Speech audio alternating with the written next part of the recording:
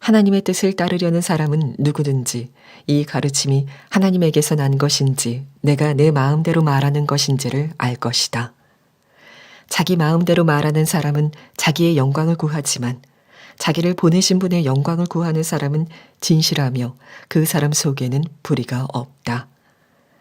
모세가 너희에게 율법을 주지 않았느냐? 그런데 너희 가운데 그 율법을 지키는 사람은 한 사람도 없다.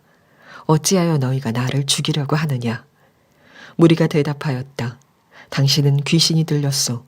누가 당신을 죽이려고 한다는 말이요. 예수께서 그들에게 말씀하셨다.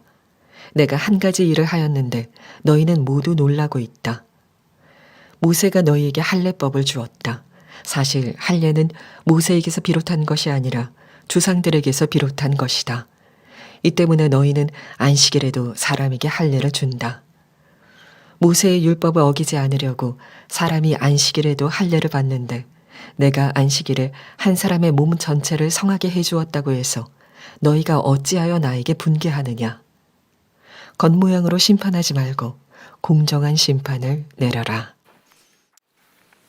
지난 주간에 어느 목사님이 먹고 살만하니까 예수님만 바라보라고 한다, 그런 말을 했다고 누가 저에게 전해 주었습니다. 마음이 참 아프더라고요. 선한목자교회는 그래도 큰 교회니까 예수님 바라보라 뭐 이런 좀 한가한 말도 하지만 자기처럼 정말 형편이 어렵고 오늘 내일 먹을 것도 없는 이런 절박한 처지에 몰려 있으면 예수님만 바라보라는 말이 나오겠냐, 뭐 이런 뜻인 것 같습니다. 제 마음속에 그런 생각을 하시는 분들이 우리 교인들 중에도 있을 수도 있겠다, 그런 생각이 듭니다. 목사님 좀 형편이 괜찮으니까 예수님만 바라보라고 하는 거지, 지금 저는 그럴 만한 상황이 아닙니다. 당장 지금 누군가의 도움이 필요하고 얼마의 돈이 필요하고 그렇습니다. 이런 분들도 있으실 것 같아요. 근데 여러분들도 이미 다 잘 알다시피 예수님을 바라보자고 했던 것은 형편이 좋아서 했던 말이 아니고 말할 수 없이 어려운 때, 도무지 우리 힘으로는 이러지도 저러지도 못하는 그런 상황에 처해졌을 때, 그때 예수님만 바라봅시다, 그랬던 것이었거든요. 그리고 주님께서 정말 주님만이 하시는 일을 이루신 거죠. 지난 20년 동안 우리의 교회의 역사입니다. 여러분, 이것이 진짜 주님의 말씀인가? 그걸 어떻게 분별할 수 있을까요? 여러분의 마음속에 정말 하나님의 뜻이면 그대로 내가 해야지 라는 마음이 열쇠입니다. 하나님의 뜻이면 반드시 그렇게 해야지. 힘들다, 어렵다, 불가능하다, 뭐 가능하다 따지지 않고 하나님의 뜻이면 가야지. 그런 마음이 분명하면 이것이 하나님께서 주신 말씀인지 아닌지를 분별하게 됩니다. 예수님 당시 때 예수님 그리스도이시지 않는다면 하실 수 없는 말씀을 하셨고 또 그런 기적을 행하셨어요. 그럼에도 불구하고 유대인들은 예수님을 믿지 못하고 의심했습니다. 심지어 죽이려고도 했어요. 어떻게 그럴 수 있을까요? 이유는 하나였습니다. 예수님께서 말씀하셨어요. 만약에 진짜 하나님의 뜻대로 하려는 마음이 있는 사람이라면 내 말이 하나님께서 주신 말씀인 줄 알 거라는 거죠. 17절 말씀입니다. 하나님의 뜻을 따르려는 사람은 누구든지 이 가르침이 하나님에게서 난 것인지 내가 내 마음대로 말하는 것인지를 알 것이다. 예수님의 친동생들, 그들도 예수님이 그리스도라는 확신을 갖지를 못했습니다. 예수님께 그 동생들이 그런 말을 했어요. 뭔가 이렇게 뜻을 이루려는 사람은 사람들이 많은 곳에, 좀 큰 곳에 가서 말도 하고 또 역사도 보여주어야 하는 거 아니냐. 이제 절기에 따라 사람들이 다 예루살렘으로 올라가는데 형은 뭐 하냐? 좀 예루살렘에 올라가서 거기서 큰 물에서 당신의 행하는 이적을 보이시라. 이런 충고를 했었습니다. 근데 요한 사도는 동생들이 그렇게 말한 것이 예수님을 믿지 못했기 때문에 그랬다는 그런 표현을 했습니다. 예수님을 믿으니까 그렇게 말한 거 아니겠습니까? 요한 사도가 그렇게 말한 이유는 예수님이 정말 놀라운 역사를 행하는 사람인 정도는 동생들도 알았는데 자기들이 직접 보았으니까 예수님이 그리스도라고 믿지는 않았다는 겁니다. 왜? 진짜 그리스도라고 믿었다면 충고하듯이 할 수 있나요? 그분이 그리스도신데 뭐 큰 곳에 올라가서 많은 사람들 앞에서 말씀도 전하고 거기서 기적도 행해 보시라. 그게 당신에게 유익할 거다. 이건 사실 아랫사람을 놓고서 훈계하는 거나 또는 뭐 기껏해야 그냥 인간 대 인간들끼리 그렇게 충고하는 정도인 거죠. 진짜 예수님이 그리스도라고 정말 믿었다면 감히 어떻게 그렇게 말을 하겠어요? 예수님께서 6절에 이렇게 말씀합니다. 내 때는 아직 오지 않았다. 그러나 너희 때는 언제나 마련되어 있다. 예수님이 말씀하신 것은 이제 내가 십자가를 져야 될 때가 오겠지만 지금은 아니다. 만약에 그때가 되면 너희들이 가라 말라 한다 그래서 내가 거기에 영향받을 사람도 아니다. 너희들이 아무리 붙잡아도 나는 이제 올라가서 십자가를 지게 될 것이다. 그러나 너희 때는 지금이 너희 때다. 그 너희 때라는 게 뭐죠? 예수님이 그리스도라는 것을 믿을 때라는 거예요. 지금 주님이 함께 계시니까. 만약에 예수님의 동생들이 진정으로 하나님의 뜻대로 하려는 마음이 있었다면 그들은 분명히 예수님이 그리스도라는 것을 확신할 수 있었을 겁니다. 예수님 당시 때에 예수님이 그리스도라는 사실을 이렇게 믿어지는 사람들이 있었습니다. 그러나 공개적으로 자기가 예수님이 그리스도라고 믿는다고 말을 하지 않았습니다. 왜냐하면 유대교 지도자들이 예수님을 싫어하고 죽이려고 한다는 것을 알았기 때문이에요. 그러니까 괜히 예수님이 그리스도라고 고백하면 자기도 함께 어려움을 겪을 게 뻔하니까 말을 안 한 거죠. 근데 바로 이것이 문제예요. 그들 안에는 확신이 없었어요. 고난도 두렵지 않은, 고난도 감수할 수 있는 확신은 아니었던 거예요. 왜 그랬을까요? 예수님이 좀 더 기적을 행하시면 그제서야 그들이 확신을 가질 수 있었을까요? 아닙니다. 열쇠는 마음이에요. 그들이 진짜 하나님의 뜻이라면 내가 어떤 어려움을 감수하고라도 순종해야지, 이런 마음이 있었다면 예수님이 그리스도라는 확신이 분명히 있었을 거예요. 그런데 그들 마음속에 하나님의 뜻대로 살리라 분명한 결단이 없었으니까 예수님에 대해서도 애매한 믿음을 가지고 있었던 것뿐입니다. 유대교 지도자들은 예수님을 죽이려고 했어요.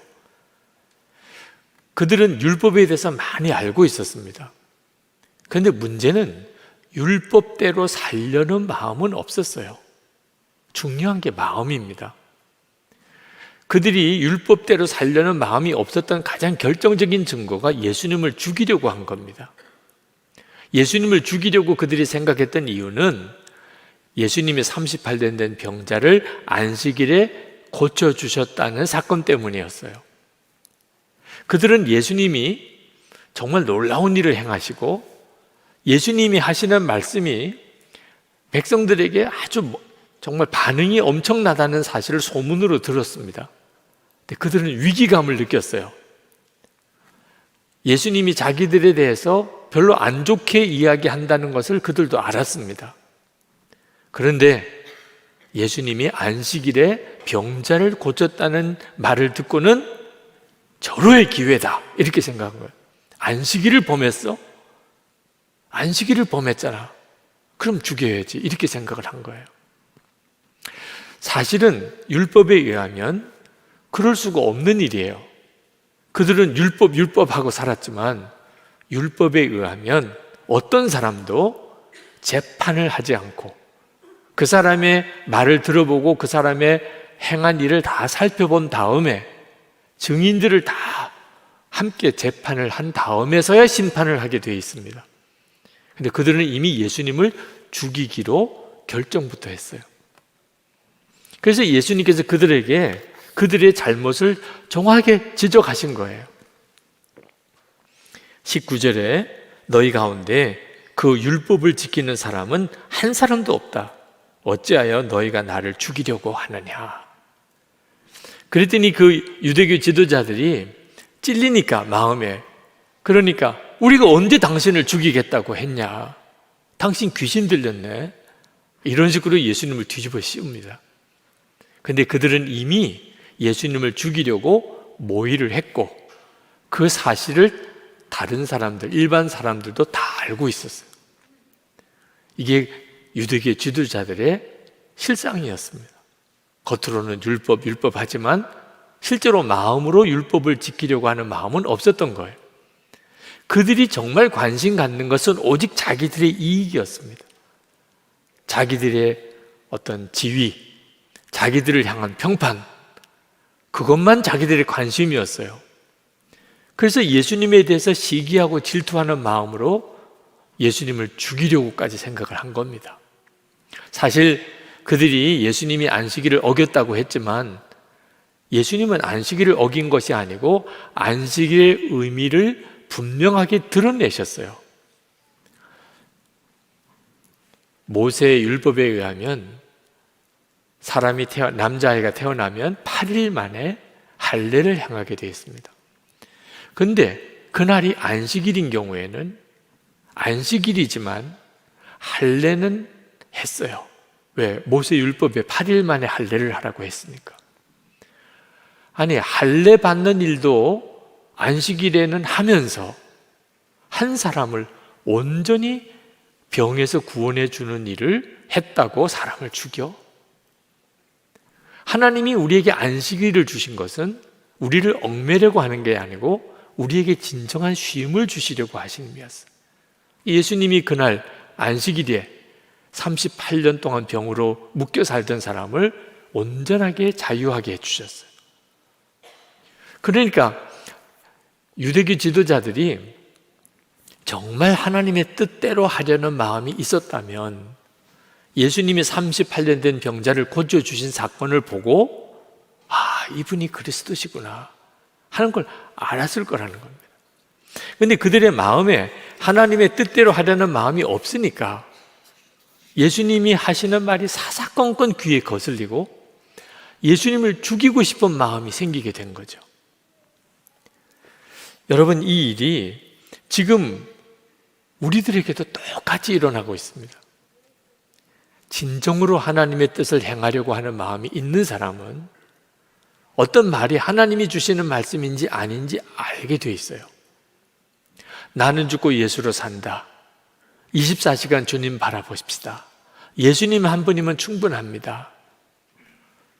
정말 주님의 뜻대로 살려고 하는 마음이 있는 사람에게는 이것이 하나님이 주신 말씀이구나 하고 마음에 성령께서 같은 동감을 주세요. 성령의 교통함이죠. 그런데 자기가 원하는 대로만 살려고 하는 사람, 자기가 원하는 것을 이루려고 하는 사람은 하나같이 귀에 거슬립니다. 이해도 안 되고 믿어지지도 않고 그렇게 하고 싶지도 않아요. 미국이 한때 노예제도가 있었습니다. 미국에서 제일 예수를 잘 믿는 사람이 많은 지역이 남부 지역인데 남부 지역은 더 심했어요.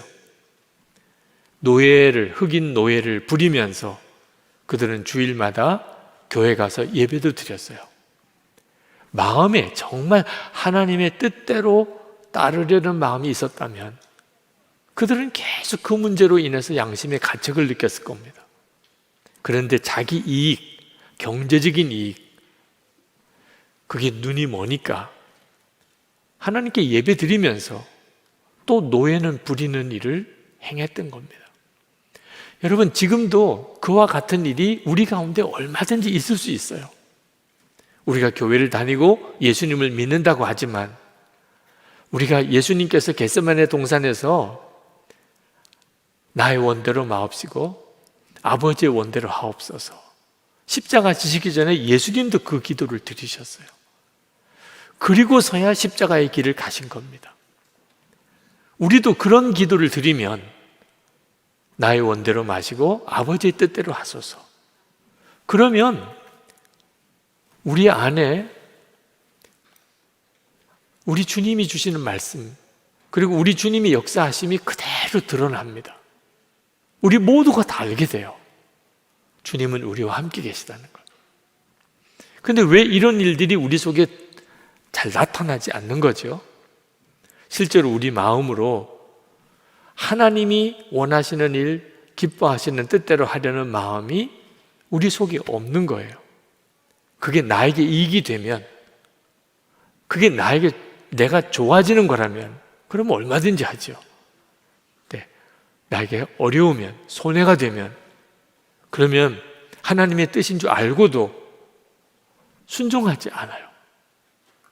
그러니까 하나님이 우리 가운데 역사하시는 것을 모르는 거예요. 하나님이 나에게 말씀하시는 것을 나는 모르겠다. 그러면 이유가 거의 하나예요. 내 원대로 마시고 하나님 아버지의 뜻대로 하소서. 이 기도를 못하고 있는 겁니다. 그러니까 주님이 뭘 원하시는지를 깨닫지 못하는 거예요. 목사님 한 분이 청년 수련회 때 오셔서 이제 말씀을 전하시는 중에 자기가 예수님을 처음 믿게 된 때 이야기를 하셨어요. 초등학교 3학년 때랍니다. 초등학교 3학년 아이가 그때 예수님을 영접하고 결신했다는 거죠. 무슨 스토리가 있었나 참 재미있더라고요. 어느 날 학교 갔더니 친구가 빵을 하나 가지고 왔더래요. 뭐 남자 학교의 분위기 대략 아시겠죠? 너도 나도 그 아이의 빵을 뜯어 먹으려고 달려드니까 그냥 다 뜯어 주더래요.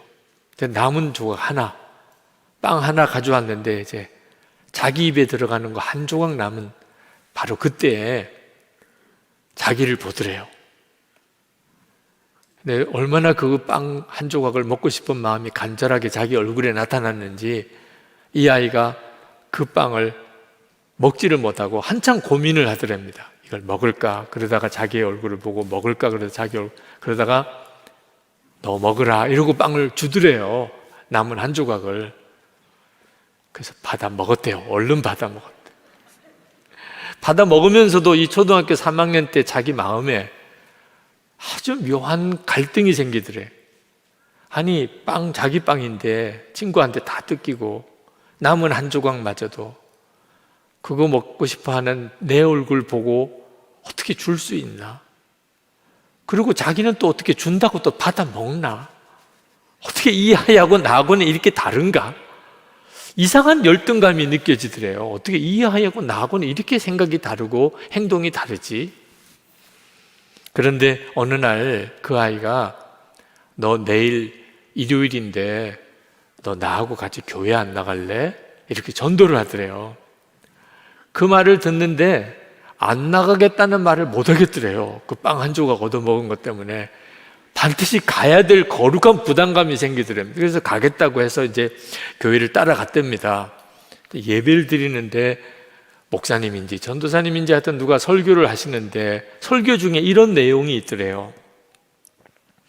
친구를 위하여 목숨을 버리면 이보다 더 큰 사랑은 없느니라.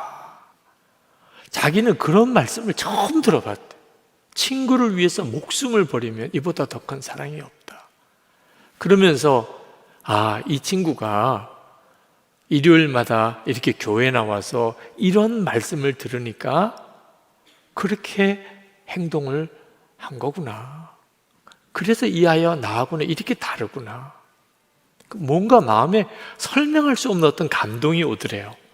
그리고 그 다음부터 자기 혼자서 교회를 나가게 되었고 결국은 목사가 된 겁니다.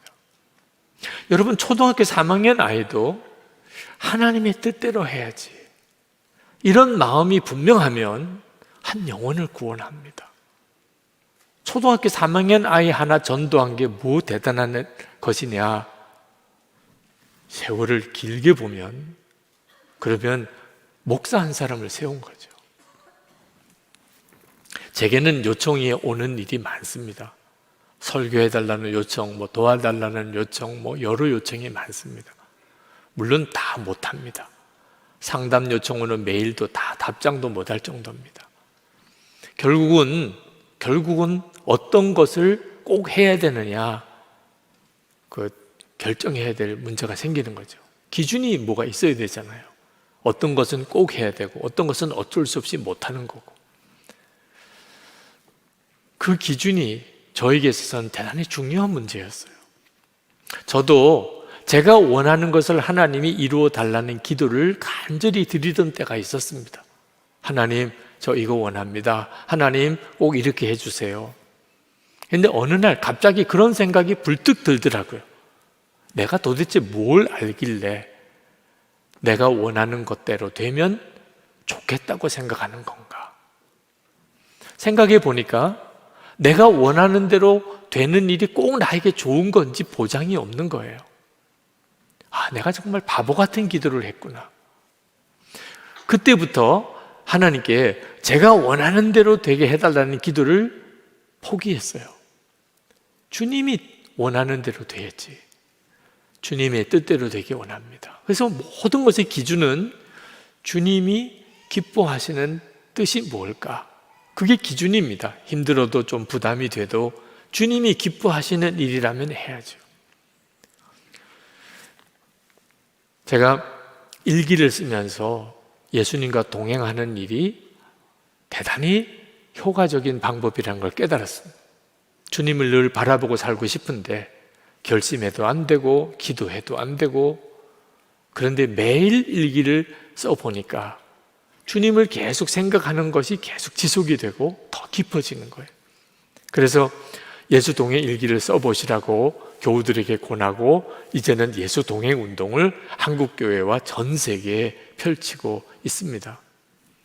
그런데 이렇게 예수 동행 일기를 쓰는 사역을 시작한 지 얼마 안 돼서 갑자기 하나님이 제 마음에 이 일이 실패할 것이다 하는 마음을 주세요. 가슴이 철렁 내려앉더라고요. 그렇지 않아도 쉽지 않은 일이라고 생각이 드는데, 성공할 거라고 해도 쉽지 않은데 실패할 거다. 그러면 힘이 쫙 빠지더라고요. 그런데 주님이 또 말씀하시기를 실패한다고 안 할 거냐. 도대체 왜 이렇게 하시는지 모르겠어요. 실패할 거면 왜 해요? 실패할 거면. 근데 주님이 다시 물으시는 데는 이유가 있을 거 아니겠어요? 실패한다고 안 할 거냐? 왜 물으실까? 그때 제 마음속에 깨달아지는 것이 있었습니다. 내게는 실패일지라도 주님께는 실패가 아닌 일이 있을 수 있다는 거예요. 예를 들면 주님과 동행하는 그런 훈련이 성도들 안에 지속되어서 어느 순간에 주님과 동행하는 성도들이 많이 생기게 되는 이런 결실이 제가 살아있는 동안에는 전혀 없다가 한 100년쯤 지나서 그런 일이 일어난다면 저는 실패로 끝난 것 같아도 우리 주님께는 성공이잖아요. 그렇잖아요. 전부 다 자기가 성공해야만 하겠다고 한다면 주님이 오랜 기간에 걸쳐서 하실 일을 누가 해요?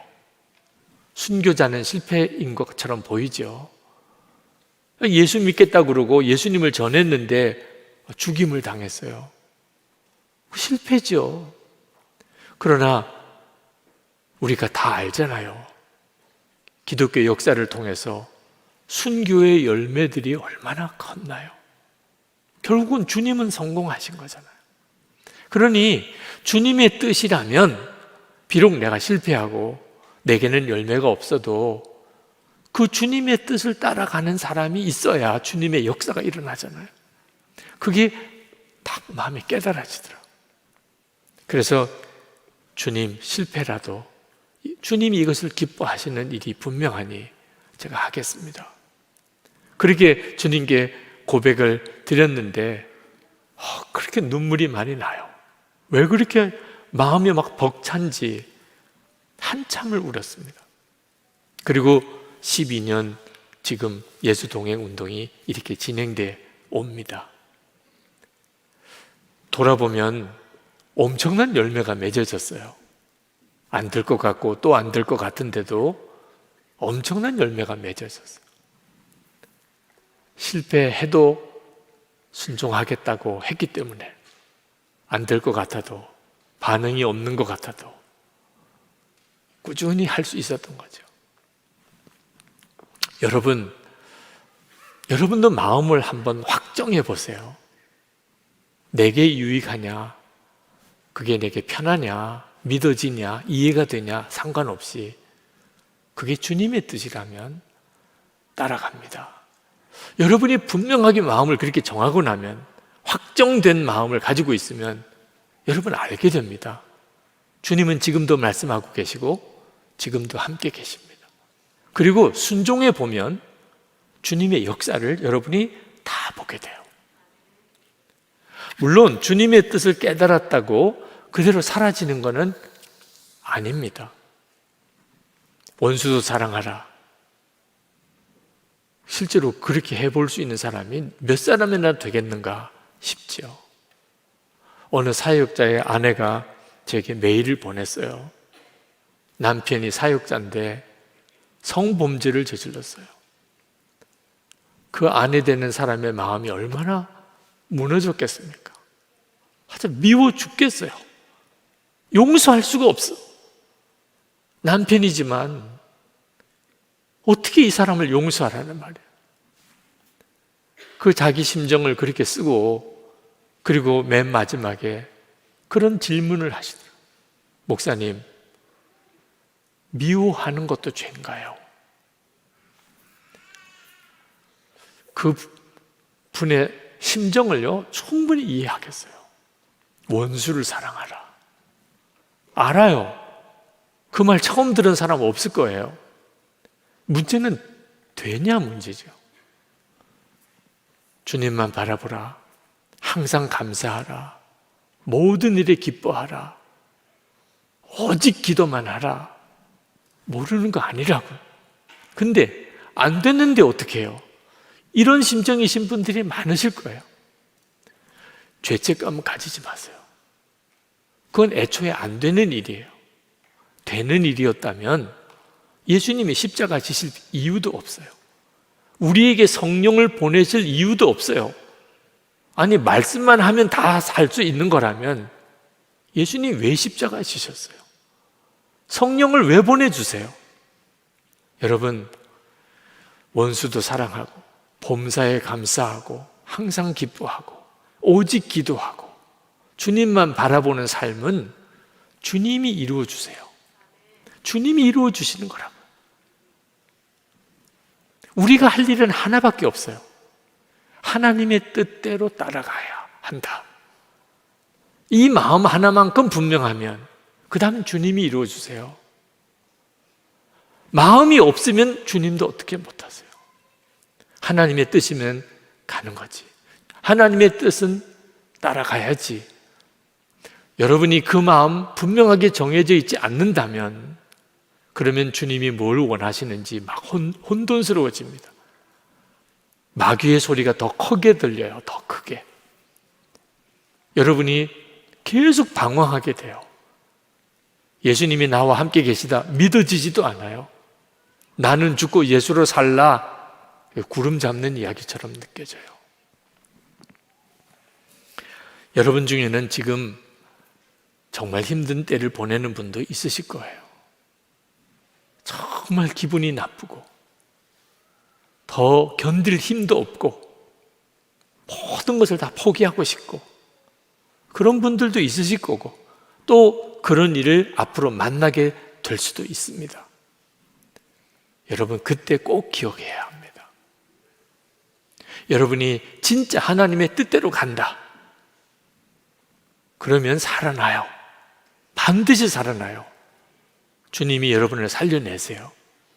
어떤 처지에서도 하나님의 뜻이면 내가 몰라서 지금 순종 못하는 거지, 하나님의 뜻이면 저는 반드시 합니다. 죽을 길 같아도 그 길 갑니다. 여러분 마음에 이게 정해지면 반드시 여러분 살아나요. 오늘도 마찬가지예요. 주님, 저 정말 힘들어요. 주님, 어떻게 해야 될지 모르겠어요. 주님, 제게 말씀해 주세요. 제가 주님이 말씀하시면 제가 순종하겠습니다. 그랬더니 감사하라. 감사할 상황이 아닌데 기도해라. 기도가 안 되는데 사랑해라. 도무지 사랑할 수 없는 사람인데, 여러분 그 순간에 주님의 말씀이 분명하다면, 아, 이게 주의 뜻이구나. 그렇다면 신용이라도 해보는 거예요.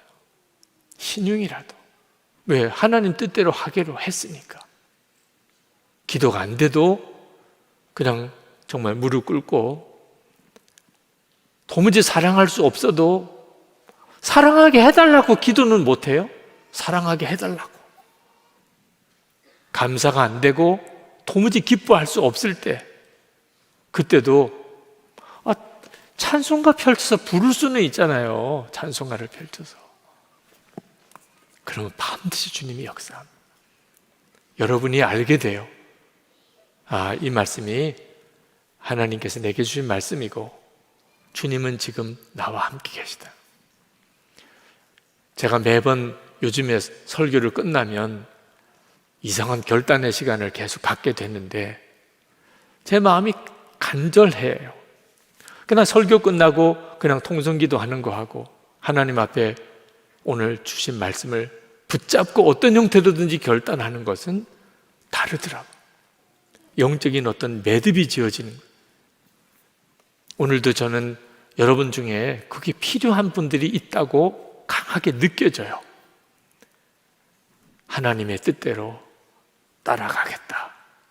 마음이 이렇게 확정하는 거예요. 혼란스러울수록, 어려울수록이에요.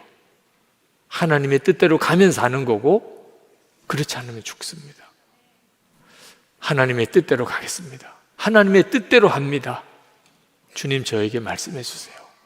저를 붙들어 주세요.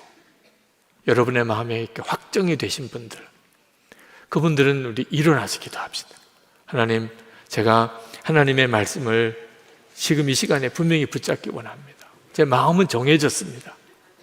혼란스럽고 어렵기는 합니다만 하나님의 뜻대로 저는 갑니다. 이것이 주님으로부터 온 말씀인지 알게 해주시고, 그리고 주님이 저와 함께 계신 것 믿어지게 해 주옵소서. 우리 다 같이 통성으로 기도할 때 우리 영상으로 보시는 분들도 있는 그 자리에서 일어나실 수 있는 분들은 일어나시고, 상황이 그렇지 못하신 분들은 가슴에 손을 얹고라도 여러분의 분명한 결단을 하나님께 올려드리기 바랍니다.